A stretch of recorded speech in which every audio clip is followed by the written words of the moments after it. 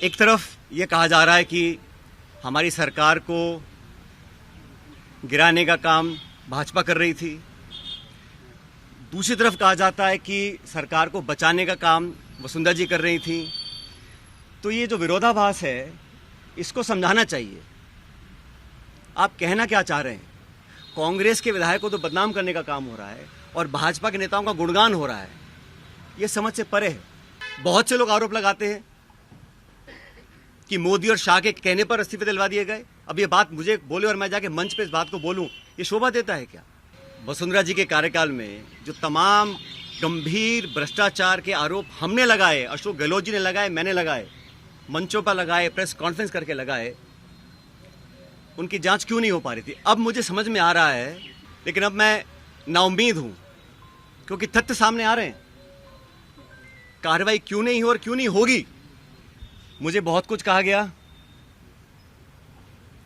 Corona, गद्दार, निकम्मा आदि। सोनिया गांधी हमारी पार्टी के अध्यक्ष थी उस समय।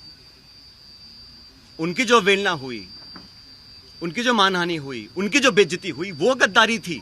सामान्य मुख्यमंत्री जी का भाषण परसों धौलपुर में हुआ और उस भाषण को सुनने के बाद मुझे ऐसा लगता है कि सामान्य मुख्यमंत्री जी की नेता आदरणीय श्रीमती सोनिया गांधी जी नहीं है, बल्कि उनकी नेता वसुंधरा राजे सिंधिया जी हैं।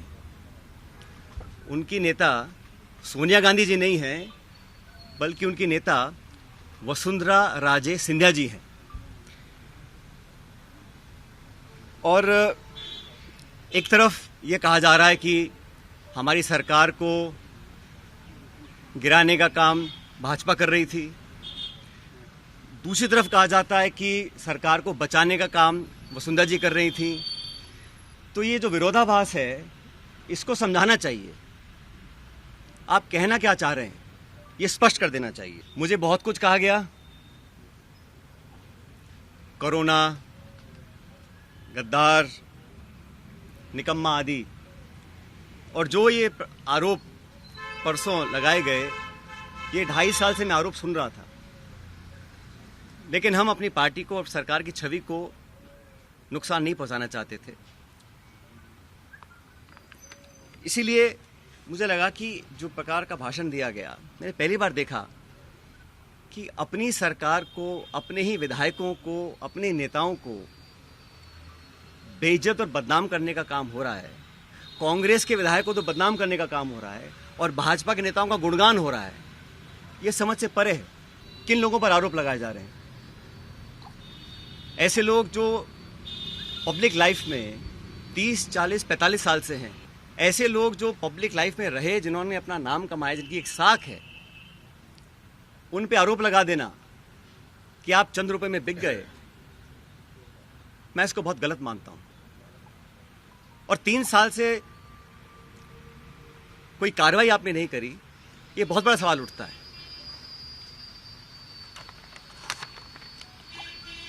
साथियों, हम दिल्ली में गए, अपनी बात को रखा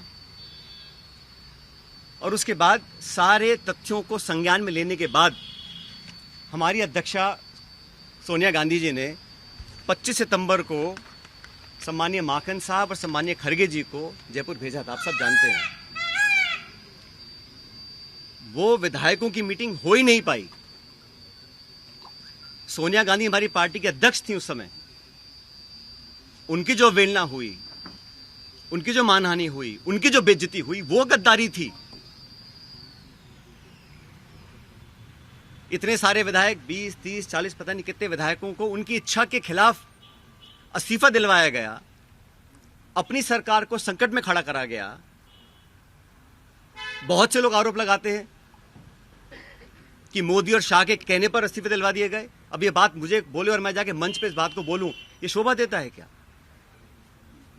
तो मुझे लगता है कि अब तक जो हुआ उस घटनाक्रम में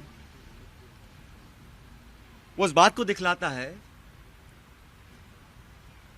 अनुशासनहीनता किसने करी, पार्टी का डिसिप्लिन किसने तोड़ा,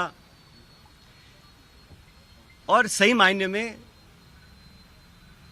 संगठन को और सरकार को कौन मजबूत कर रहा है, कौन कमजोर कर रहा है। वसुंधरा जी के कार्यकाल में जो तमाम गंभीर भ्रष्टाचार के आरोप हमने लगाए, अशोक गहलोत जी ने लगाए, मैंने लगाए, मंचों पर लगाए, प्रेस कॉन्फ्रेंस करके लगाए, उनकी जांच क्यों नहीं हो पा रही थी। अब मुझे समझ में आ रहा है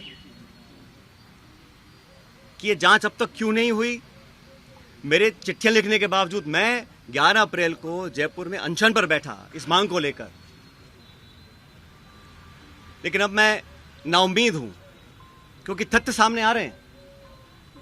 कार्रवाई क्यों नहीं हो और क्यों नहीं होगी, यह बात भी स्पष्ट हो चुकी है। इसलिए मैं ऐसा मानता हूं कि हम लोग जो पब्लिक लाइफ में हैं, जनता ही भगवान है और जनता जनार्दन के सामने हम सबको नतमस्तक होना पड़ेगा।